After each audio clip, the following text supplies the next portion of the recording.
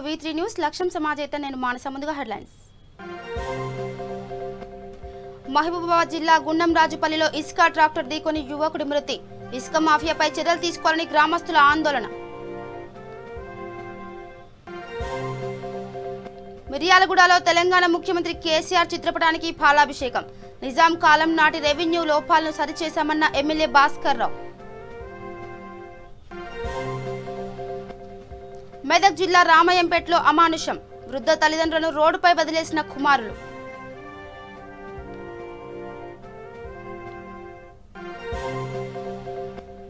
మెదక్ కలెక్టరేట్లో civil supply, revenue, rice మిల్లర్లతో collector సమీక్ష సమావేశం.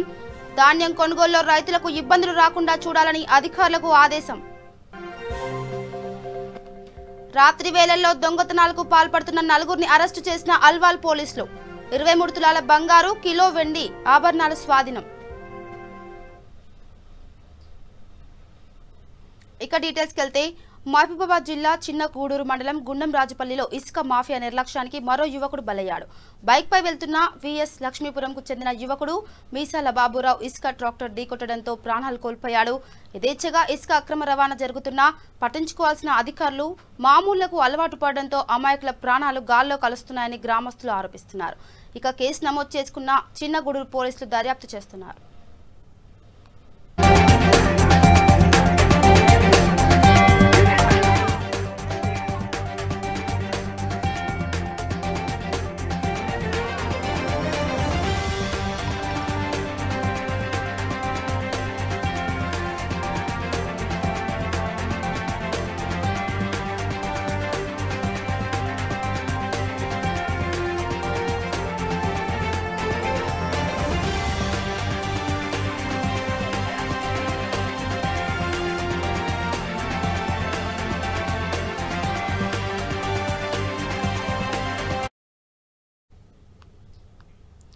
ప్రపంచ ఫార్మసిస్ట్ దినోత్సవం సందర్భంగా Indian pharmacist association of Telangana ఆధ్వర్యంలో నిర్వహించిన కార్యక్రమంలో ఆరోగ్య శాఖ మంత్రి ఈటెల రాజేందర్ పాల్గొన్నారు. ఈ సందర్భంగా వారు మాట్లాడుతూ ప్రపంచవ్యాప్తంగా ఉన్న ఫార్మసిస్టులందరికీ శుభాకాంక్షలు తెలిపారు. ఆరోగ్యాన్ని పరీక్షించడంలో డాక్టర్ల పాత్ర ఎంత ఉంటుందో మందులు అందించే ఫార్మసిస్టుల పాత్ర కూడా చాలా గొప్పదని చెప్పారు. అలాగే ఫార్మసిస్టులు ఎదుర్కొంటున్న సమస్యలపై తెలంగాణ ప్రభుత్వం తరఫున ఉన్నంతలో తగిన న్యాయం చేస్తామని హామీ ఇచ్చారు.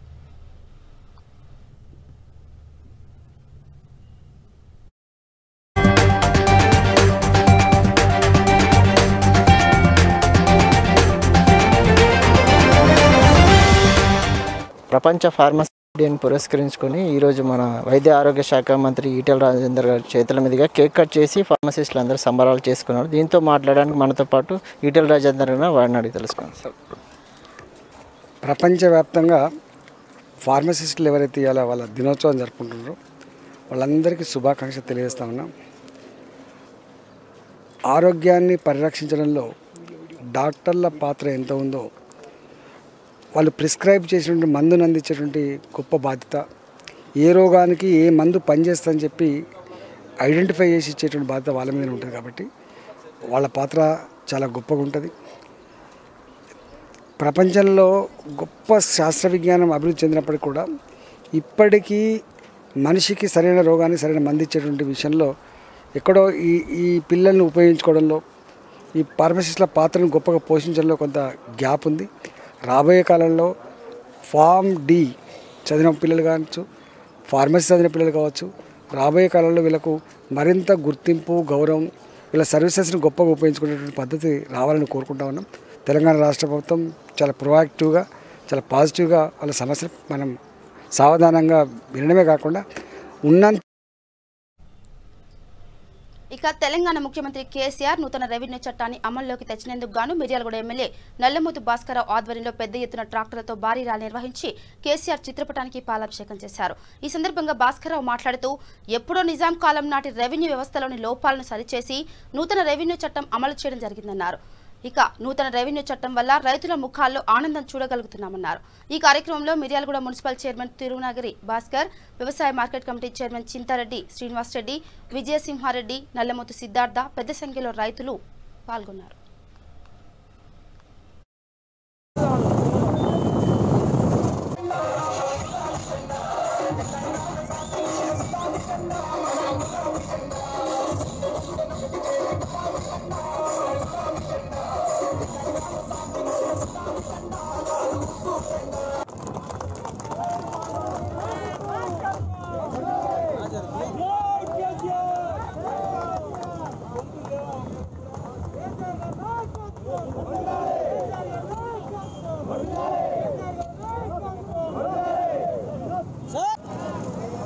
రెవెన్యూ చట్టానికి మద్దతుగా గౌరవ శాసనసభ్యులు పెద్దలు నల్లమోతు భాస్కరరావు గారు ఇచ్చిన పిలుపు మేరకు నియోజకవర్గ వ్యాప్తంగా కదిలి వచ్చిన పార్టీ శ్రేణులందరూ కూడా టీఆర్ఎస్ పార్టీ పక్షాన స్వాగతం సుస్వాగతం ధన్యవాదాలు తెలియజేస్తా ఉన్నాం.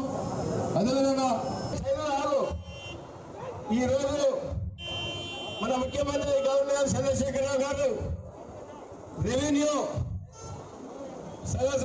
రెవెన్యూని మొత్తం రద్దు చేసి ప్రజలందరికీ రైతాంగానికి అందరికీ ఇలా సువర్ణ అక్షరాలతో మరి ఎప్పుడు రైతులు ఇబ్బంది కాకుండా వాళ్ళ యొక్క భూమి వాళ్ళకి ఉండాలనే ఉద్దేశంతోనే ఇలా రెవెన్యూ ఒక చట్టం తీసుకురావడం జరిగింది. ఆ చట్టంతో ఇలా రెవెన్యూ వాళ్ళకి మొత్తం రైతాంగానికి ఒక్కరికి కూడా ఒక 50 సంవత్సరాల దాకా వాళ్ళకి ఏ బాధ లేకుండా ఏ విధి లేకుండా వాళ్ళ చక్కగా వాళ్ళ భూములు వాళ్ళు అనుభవించేటట్టుగా ఇవాళ మనం చట్టం చేసుకొచ్చి మనకు పెట్టినాడు. ఆ దేవుడు లాంటి మన కేసీఆర్ గారిని ఎందుకంటే ఒక 50 సంవత్సరాల నిజాం నవాబు సర్వే చేసి ఇంతవరకు భూములు సర్వే చేయించలేదు. అందుకని ప్రతి ఇంచి కూడా ఇప్పుడు సర్వే చేయించి మన వాస్తవంగా ఎవరు రైతులు ఉంటే వాళ్ళకి పాస్బుక్లు ఇవ్వడానికి అన్ని ఏర్పాట్లు చేసినారు. అది ఇవాళ అసెంబ్లీలో చట్టం తెచ్చినారు. ఆ ఘనత ప్రపంచంలోనే ఇవాళ మన భారతదేశంలో ఏ రాష్ట్రంలో కూడా ఈ కార్యక్రమం జరగలేదు. ఇది ఇక్కడ మన యొక్క చోటనే మన తెలంగాణ రాష్ట్రంలోనే ఈ కార్యక్రమం జరిగింది. దానికి కేసీఆర్ గారికి పాదాభివందనాలు చేస్తున్నాం. మన రైతులు ఎల్లప్పుడూ రైతు బీమా కానీ రైతు బంధు కానీ అన్ని రకాలుగా రైతే రాజులాగా మన కేసీఆర్ గారు. మెదక్ జిల్లా రామాయంపేట వృద్ధ దంపతులకు వృద్ధాప్యంలో తీరని కష్టం వచ్చింది. అమ్మకు కళ్ళు కనపడవు, తాతకు చెవులు వినపడవు, నడవలేడు. కాపాడాల్సిన కొడుకు ముఖం చాటేశాడు. కోడలు వద్దు పొమ్మంది. తిండి తిప్పలు లేక పాత పశువుల ఆసుపత్రిలో దయనీయ స్థితిలో ఉన్నారు. కనబడిన వారిని ఆదుకోవాలని వేడుకుంటున్నారు. Voice over.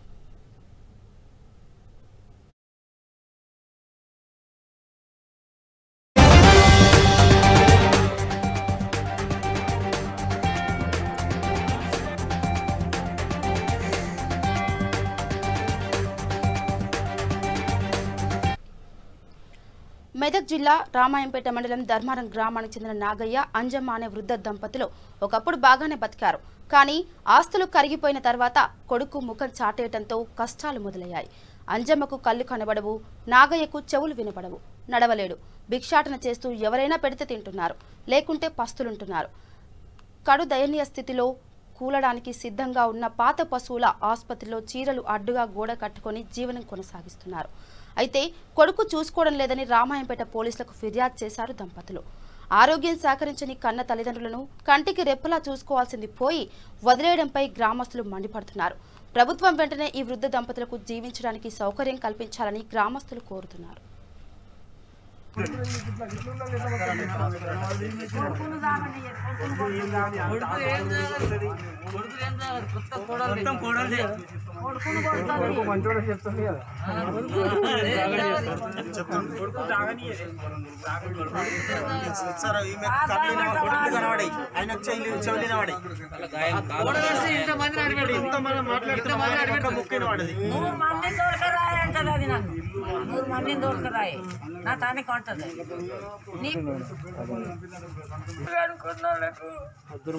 నేను నమ్మిన కొడుకేంటోడు ఎట్లా పిచ్చి లెక్క చేసింది వాడిని. నెలనిచ్చే 4,000 రూపాయలు అమ్ముకుని కొడుకు బదలురా అమ్మనిస్త లేకుండా చేసింది. రోడ్ల పంట దింపుతుంది వాడిని, కూడు పెట్టది, ఆన్ని కూడు పెట్టదు. ఈడు ఉండురా నీడ ధర్మరం మొత్తం అన్నగాని ఉంటలేదు. ఈడ వాళ్ళని చూసుకుంటుండురా, వాళ్ళని చూసుకుంటుండురా, వాళ్ళని అడుక్కొచ్చి పెడుతుంది మీ అవ్వ అన్న కానీ ఉంటుంది. ముసలి చేతి పెట్టకాలు ఏమైనా ఉంటాయి. ఇంకా గట్లా చేసింది మమ్మలను మాటి గట్టి గట్లా.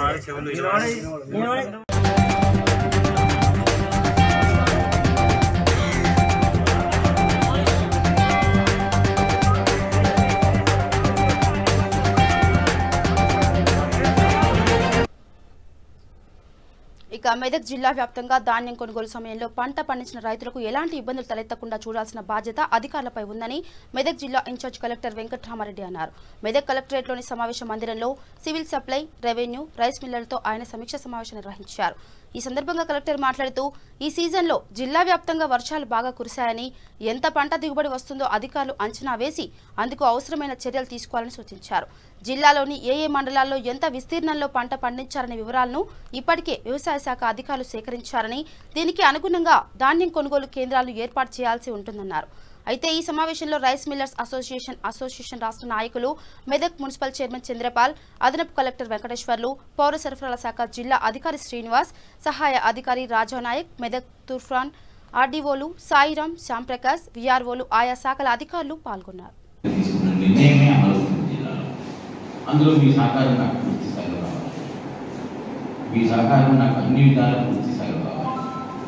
నిరంతరం పర్యవేక్షణ ఉంటుంది, ఇబ్బందికర పర్యవేక్షణ ఉండదు.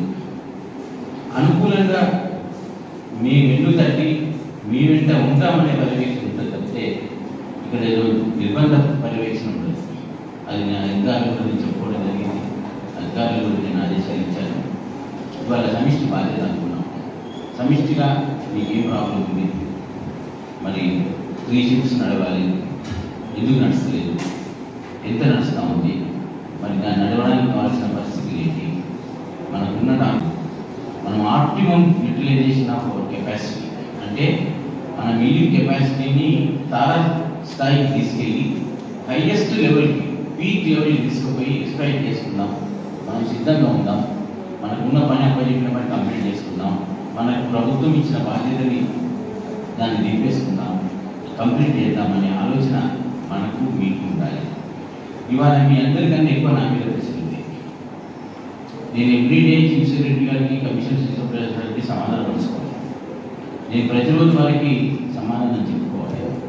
నేను ప్రతిరోజు వారికి ఇంత చేశాను అనేది పొద్దున్న లేవగానే నాకు ఆ రోజు రాత్రి వరకు విషయ సేకరణ చేసి ఆర్టీఓలు ప్రతి మిల్లులో మీతో పాటు ఉండే మీ పక్కన ఉండే అధికారులు ప్రతి మిల్లుకు ఒకరికి కేటాయిస్తున్నాం. మిల్లుకి 3 మంది అధికారులు ఉంటారు. వాళ్ళు ఉదయం 9కి లంచ్ బాక్స్ తీసుకొని వస్తారు, సాయంత్రం 5:30-6కి అక్కడి నుంచి వెళ్తారు. వాళ్ళ ఆ టైంలో 3 సార్లు నాకు లొకేషన్ పంపుతారు, గూగుల్ లొకేషన్. మార్నింగ్ రీచ్ అయిన టైం, మధ్యాహ్నం ఒకసారి, మళ్ళీ సాయంత్రం పోయే ముందు నేను ఇన్ని గంటలకు పోతున్నాను సార్, ఎవరికి ఎంత అయిందని చెప్పి నాకు లొకేషన్ పంపిస్తారు. ఎవ్రీడే 12 రైస్ మిల్స్ ఏమో డిఎస్ఓకి ఇచ్చారు. అందులో 6 రైస్ మిల్స్. సమాజంలో అందరూ బాగుండాలి, అందులో మనం ఉండాలని రాష్ట్ర మాజీ BC commissioner doctor Vakulabharanam Chandramohan Rao అన్నారు. ఈ సందర్భంగా వారు చంద్రపాల్ బాబా గారి 50వ జన్మదిన సందర్భంగా అభినందనలు తెలిపారు. ఈ సందర్భంగా ఆయన మాట్లాడుతూ సమాజంలోని ప్రజలకు సేవ చేయడం ఎంతో ఆనందంగా ఉందన్నారు. ప్రజలకు ఉచిత సేవలు చేయడం ఎంతో హర్షణీయమని పేర్కొన్నారు. ఈ కార్యక్రమంలో వీరేందర్, రాకేష్ సింగ్, వీరన్, పోచయ్య, శేఖర్, రాజు, గిట్టుబాయ్ పాల్గొన్నారు. ప్రజలు ఎదుర్కొంటున్నటువంటి అనేకమైనటువంటి బాధల నుండి విముక్తి కలగడానికి వారు విశేషంగా కృషి చేశారు. వారి తనయుడు చంద్రపాల్ బాబా గారు కూడా తండ్రి బాటలోనే ప్రజలు ఎదుర్కొంటున్నటువంటి ఈ బాధలు ఇవాళ మనం అనుకుంటాం కొన్ని మూఢనమ్మకాలని చెప్పి మనం భావిస్తాం. అసలు ఈ సూఫీ పద్ధతుల ద్వారా చేసేటటువంటి దాంతో ప్రజలు ఎదుర్కొంటున్నటువంటి అనేకమైనటువంటి బాధలు, కొంతమందికి ఒక రకమైన కళలు వస్తాయి, కొంతమందికి ఆరోగ్య సమస్యలు వస్తాయి, కొంతమందికి మనం నమ్మినా నమ్మకపోయినా దయ్యం పట్టిందని చెప్పి బాణామతి చేశారని చెప్పి ఇలాంటి అనేకమైనటువంటి బాధలతో ఇవాళ ప్రజలు నిరంతరం అనేక కుటుంబాలు విచ్ఛిన్నమవుతున్నటువంటి సందర్భాలను మనం చూస్తున్నాం. ఇలాంటి నేపథ్యంలో ఏమీ ఆశించకుండా సమాజంలో ఉన్నటువంటి ప్రజలందరూ కూడా సుఖశాంతులతో ఉండాలనేటువంటి ఒక సంకల్పంతో దస్తగిరి బాబా గారు ఏదైతే వారు ఉన్నంతకాలం ఏ విధంగా ప్రజలకు సేవ చేశారో వారి బాటలోనే ఇవాళ చంద్రపాల్ బాబా గారు కూడా ఈ అంబర్పేట నియోజకవర్గంలోని పటేల్ నగర్ ప్రాంతంలో ఉచితంగా అందరికీ కూడా సేవ చేస్తున్నటువంటి పరిస్థితి. అయితే మంత్రాలకు చింతకాయలు రాలుతాయా అని చెప్పి కూడా మనం అనుకుంటాం. అనేకమైన సామెతలు మన కళ్ళ ముందు కనిపిస్తూ ఉంటాయి. ఇది మంత్రాలు కాదు, ఇది తాంత్రికం కాదు. పవిత్రమైనటువంటి హృదయంతో, నిర్మలమైనటువంటి ఆలోచనలతో, వారసత్వంగా వారి నాన్నగారు అందించినటువంటి ఆ దైవ స్వరూపంతో వచ్చినటువంటి శక్తుల ఆధారంగా ఇవాళ చంద్రపాల్ బాబా గారు చేస్తున్నటువంటి కృషిని మనం అందరం కూడా అభినందించాల్సినటువంటి అవసరం ఉంది. ఇవాళ 49వ సంవత్సరం నుండి 50 చంద్రపాల్ బాబా గారు వారి యొక్క వయస్సు, వారి జన్మదినాన్ని ఈరోజు నిర్వహించుకోవడం, అనేక మంది స్వచ్ఛందంగా ఇవాళ నగరం నలుమూలల నుండి అనేక మంది దస్తగిరి బాబా గారిని, చంద్రపాల్ బాబా గారిని ఒక గురువుగా భావించేటటువంటి చాలా మంది, వారి ద్వారా అనేకమైనటువంటి బాధల నుండి ఉపశమనం పొంది ఇవాళ వారిని ఆచరిస్తున్నటువంటి, ఆరాధిస్తున్నటువంటి వాళ్ళందరూ కూడా వచ్చి ఈ జన్మదిన సందర్భంగా చంద్రపాల్ బాబా గారిని హృదయపూర్వకంగా శుభాకాంక్షలు తెలిపినటువంటి సందర్భంలో ఇవాళ మేము కూడా రావడం జరిగింది. మనమందరం కూడా ఒక విశ్వాసం, మతం ఏదైనా కావచ్చు, ఒక విశ్వాసాన్ని ఆచరించి ఆ విశ్వాసంలో ఉంటూ పవిత్రమైనటువంటి హృదయంతో అందరూ బాగుండాలి, అందులో మనం. ఇక రాత్రి వేళల్లో తాళాలు వేసి ఉన్న ఇళ్లను లక్ష్యంగా చేసుకుని దొంగతనాలకు పాల్పడుతున్న ముఠాను అల్వాల్ పోలీసులు అరెస్ట్ చేశారు. మద్యానికి బానిసై విలాసవంతమైన జీవితానికి అలవాటు పడిన 4 సభ్యుల ముఠా దొంగతనాలకు పాల్పడేవారని పేట్ బషీరాబాద్ ఏసీపీ నరసింహారావు తెలిపారు. నిందితుల నుండి 23 తులాల బంగారు ఆభరణాలు, కిలో వెండి ఆభరణాలను స్వాధీనం చేసుకున్నట్లు ఆయన పేర్కొన్నారు. జవహర్ నగర్ ప్రాంతానికి చెందిన సంపంగి మహేష్, దేవేందర్, సాయిలు, బోరుబండ ప్రాంతానికి చెందిన జిశ్రియా 4 సభ్యులు ముఠాగా ఏర్పడి ఇళ్లలో దొంగతనాలకు పాల్పడేవారని పోలీసులు తెలిపారు. తాళాలు వేసి ఉన్న ఇళ్ల వద్ద రెక్కి నిర్వహించి అనంతరం దొంగతనానికి పాల్పడినట్లు పోలీసులు గుర్తించారు. అల్వాల్ పోలీస్ స్టేషన్ పరిధిలో 3 ఇళ్లలో వీరు చోరీలకు పాల్పడినట్లు పోలీసులు సీసీ ఫోటో ద్వారా గుర్తించారు. గతంలో కూడా వీరు జవహర్ నగర్ ప్రాంతంలో చోరీలకు పాల్పడినట్లు పోలీసులు తెలిపారు. వీరు దొంగలించిన బంగారు ఆభరణాలను జయశ్రీ అనే వ్యక్తి బయట వ్యాపారుల వద్ద వీటిని విక్రయించేవాడని పోలీసులు తెలిపారు. బాల్నగర్ సిసిఎస్ పోలీసుల సహకారంతో అల్వాల్ పోలీసులు ఈ ముఠాను చాకచక్యంగా అరెస్ట్ చేసి రిమాండ్కి తరలించినట్లు పేట్ బషీరాబాద్ ఏసీపీ నరసింహారావు తెలిపారు. అదేవిధంగా మళ్ళా జూలై నెలలో మళ్ళీ ఒక దొంగతనం జరగడం జరిగింది. దాంట్లో కూడా డివిఆర్ ఎత్తుకుపోయినారు, తర్వాత సీసీటీవీ కెమెరాసు, తర్వాత వైఫై రూటర్సు, కొంత వెండి బంగారు వస్తువులు దొంగిలించడం జరిగింది. వీళ్ళు రాత్రిపూట తాళాలు పగలగొట్టి ఇంట్లోకి చొరబడి వీళ్ళు దొంగతనం చేయడం జరిగింది. ఈ కేసుల పరిశోధనలో బాలానగర్ సిసిఎస్ ఇన్స్పెక్టర్ గారు, తర్వాత అల్వాల పోలీసులు కష్టపడి ఒక 4 అఫెండర్స్ని పట్టుకోవడం జరిగింది. వీళ్ళ పేర్లు సంపంగి మహేష్, వల్లపు దేవేందరు, జర్పురి సాయిలు, షేక్ జిశ్రియా. ఇందులో ఒక షేక్ జిశ్రియా మినహాయించి మిగతా 3 కూడాను మన పక్కన ఉన్నటువంటి జవహర్ నగర్ ఏరియాలో నివాసం ఉంటారు. వీళ్ళంతా పాత అఫెండర్సు. వీళ్ళ దగ్గర నుంచి ఇంట్రాగేషన్ చేస్తే రీసెంట్గా జవహర్ నగర్లో కూడా ఒక దొంగతనం చేసినట్టుగా ఒప్పుకున్నారు. మొత్తం 3 దొంగతనాలలో కలిపి సుమారు 23 తులాల బంగారు వస్తువులు, తర్వాత 1 కేజీ 100 గ్రాముల వెండి, ఈ సీసీ కెమెరాలు, డివిడి రికవరీ చేయడం జరిగింది. అయితే ఇందులో A1 అయినటువంటి సంపంగి మహేష్ రాచకొండ కమిషనరేట్లో దాదాపు 18 దొంగతనాలు చేయడం జరిగింది. ఇతడి నేర చరిత్ర 2016 నుంచి ఉన్నది. ఇతను 2 సార్లు పీడీ యాక్ట్లో జైలుకు కూడా పోయి రావడం జరిగింది. తర్వాత ఈ మహేష్ యొక్క బంధువు దేవేందరు, అతని ద్వారా జవహర్ నగర్కు సంబంధించినటువంటి సాయిలు కూడా పరిచయం కావడం జరిగింది. వీళ్ళు 4 గ్యాంగులుగా ఏర్పడి రాత్రిపూట తాళాలు వేస్తున్నటువంటి ఇళ్లను లక్ష్యంగా ఎంచుకొని తాళాలు పగలగొట్టి దొంగతనం చేయడం జరుగుతుంది. ఇట్టి దొంగల్ని పట్టుకోవటానికి దాదాపు 2 నెలలు బాలానగర్ సిసిఎస్ ఇన్స్పెక్టర్ గారు కష్టపడడం జరిగింది. వాళ్ళని అరెస్ట్ చేసి లీగల్గా ప్రాసిక్యూట్ చేయడానికి కావాల్సిందంతా ప్రజెంట్ అల్వాల్ ఇన్స్పెక్టర్ గంగాధర్ గారు చూడటం జరుగుతుంది. బాలానగర్ నల్గొండ శివార్లోని పానగల్లు పచ్చల సోమేశ్వర స్వామి ఆలయంలో అర్ధరాత్రి చోరీ జరిగింది. పురాతన ఆలయంలోకి ప్రవేశించిన దుండగుడు గర్భాలయం వద్ద గల హుండీని ఎత్తుకెళ్లాడు.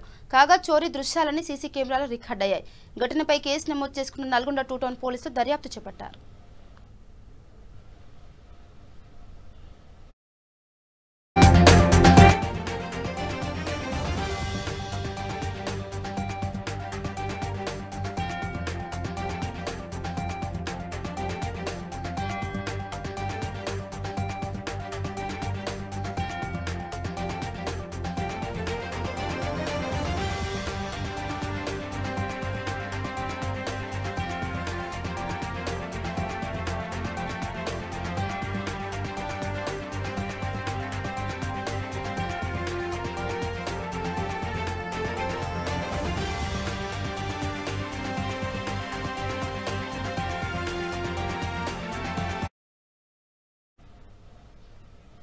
ఇక సింగరేణి ఆర్థికంగా దిగజారుతూ ఉందన్నారు ఐఎన్టీయూసీ నాయకులు జనకృప ప్రసాద్.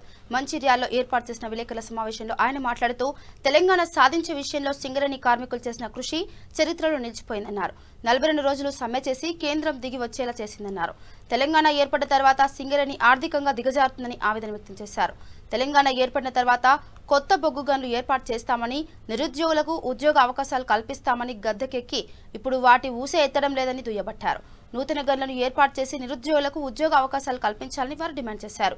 సింగరేణి ఎన్నికలు దగ్గర పడుతున్న సమయంలో ప్రభుత్వం సింగరేణి కార్మికులను మొల్లి మోసం చేసే దిశగా అడుగులు వేస్తుందని, కార్మికులు రేపు సింగరేణిలో జరగబోయే ఎన్నికల్లో ప్రభుత్వానికి బుద్ధి చెప్తారని అన్నారు.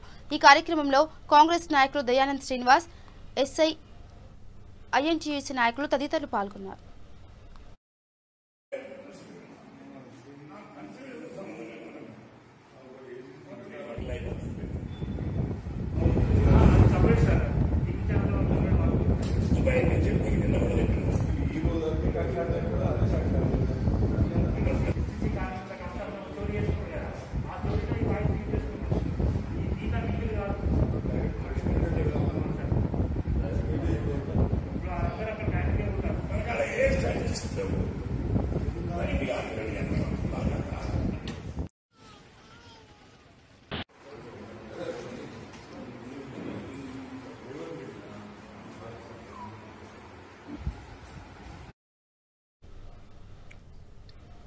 విద్యారంగాన్ని ప్రైవేటీకరణ, కార్పొరేట్ శక్తుల వశం చేయడానికి రాజకీయ కుట్రలు పన్నుతున్నారని తెలంగాణ సిపిఎం రాష్ట్ర కార్యదర్శి తమ్మినేని వీరభద్రం ఆరోపించారు. ప్రైవేట్ యూనివర్సిటీల బిల్లును వ్యతిరేకిస్తూ ప్రైవేట్ యూనివర్సిటీలను రద్దు చేయాలని డిమాండ్ చేస్తూ హైదరాబాద్ చిక్కడపల్లి ఎస్ఎఫ్ఐ రాష్ట్ర కార్యాలయంలో రాష్ట్ర కమిటీ ఆధ్వర్యంలో ఒకరోజు నిరాహార దీక్ష చేపట్టారు.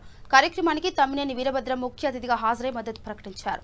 విద్యారంగంతో పాటు వైద్యం, పారిశ్రామిక రంగం, చివరకు వ్యవసాయ రంగానికి కూడా కార్పొరేట్ పరం చేసేందుకు గాను కేంద్ర ప్రభుత్వం కుట్రలు పన్నుతుందని తమ్మినేని వీరభద్రం ఆరోపించారు.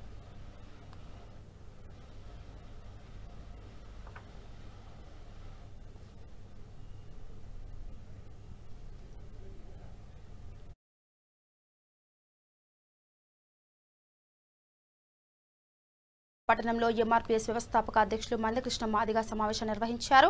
ఈ కార్యక్రమంలో ఆయన మాట్లాడుతూ రాష్ట్రంలో కేసీఆర్ ప్రభుత్వం ప్రైవేట్ యూనివర్సిటీలను ప్రోత్సహిస్తూ 90% మంది ఎస్సీ, ఎస్టీ, బీసీ పేద విద్యార్థులు ఫీజు రియంబర్స్మెంట్ వర్తించకుండా విద్యను దూరం చేస్తుందంటూ అందుకు అనుగుణంగానే ప్రభుత్వం పనిచేస్తుందని, ఈ విషయంలో ప్రతిపక్షాలు కూడా నోరు మెదపడం లేదని అన్నారు. మరోవైపు కేంద్రం తీసుకొచ్చిన విద్యుత్, వ్యవసాయ బిల్లులను రాష్ట్ర ప్రభుత్వం ఎందుకు వ్యతిరేకిస్తుందని, కేసీఆర్ తీసుకొచ్చిన ప్రైవేట్ యూనివర్సిటీల బిల్లు విషం పూసిన కత్తి లాంటిదని ఆయన ఎద్దేవా చేశారు. కాబట్టి ప్రైవేటు యూనివర్సిటీల బిల్లును కేసీఆర్ ప్రభుత్వం వెంటనే ఉపసంహరించుకోకపోతే అట్టడుగు వర్గాల స్థాయి నుండి రాజకీయ తిరుగుబాటుకి కూడా సిద్ధంగా ఉంటామని ఆయన డిమాండ్ చేశారు. లేనప్పుడు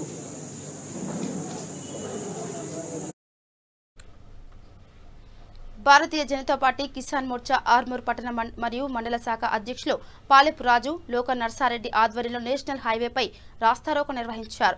ఈ రాస్తారోకో కార్యక్రమంలో భారతీయ జనతా పార్టీ కిసాన్ మోర్చా జిల్లా అధ్యక్షులు శ్రీనివాస్ రెడ్డి, బీజేపీ జిల్లా ప్రధాన కార్యదర్శి జీవి నరసింహారెడ్డి పాల్గొని మాట్లాడుతూ పసుపులో అంతర్ పంటగా మొక్కజొన్న కొనుగోలు కేంద్రాలు ఏర్పాటు చేస్తామని చెప్పినటువంటి ప్రభుత్వం ఇప్పటివరకు ఏర్పాటు చేయలేదని, మొక్కజొన్నలు మార్కెట్లోకి 15 రోజుల నుంచి ఇప్పటి వరకు జిల్లా వ్యాప్తంగా ఎక్కడా కూడా మొక్కజొన్న కొనుగోలు కేంద్రం ఏర్పాటు చేయలేదని, సోయాబీన్ గత 15 రోజులుగా మార్కెట్లోకి వస్తున్నా కూడా మద్దతు ధర 3,880 రూపాయలు మద్దతు ధర ఉంటే ఇప్పుడు మార్కెట్లో దళారుల చేతిలో 2,800 నుంచి 3,000 వరకు మార్కెట్లో కొనుగోలు చేస్తున్నారన్నారు. దీనితో రైతాంగం క్వింటాలకు సుమారు 1,000 రూపాయలు నష్టపోతుందని ఆరోపించారు.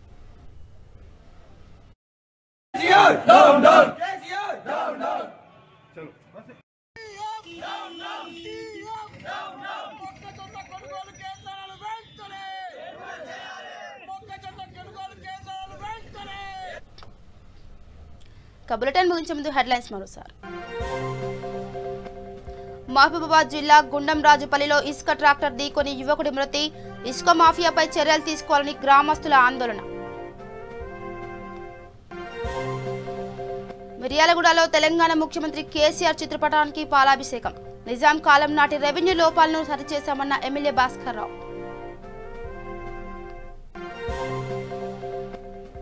మెదక్ జిల్లా రామాయంపేటలో అమానుషం, వృద్ధ తల్లిదండ్రులను రోడ్డుపై వదిలేసిన కుమారులు.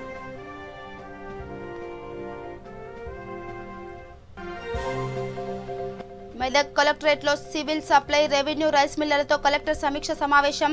ధాన్యం కొనుగోలులో రైతులకు ఇబ్బందులు రాకుండా చూడాలని అధికారులకు ఆదేశం. రాత్రి వేళల్లో దొంగతనాలకు పాల్పడుతున్న నలుగురిని అరెస్ట్ చేసిన అల్వాల్ పోలీసులు. 23 తులాల బంగారు, కిలో వెండి ఆభరణాలు స్వాధీనం. ఇవి bulletin updates. Keep watching V3 news. లక్ష్యం సమాజైతే. నమస్కారం.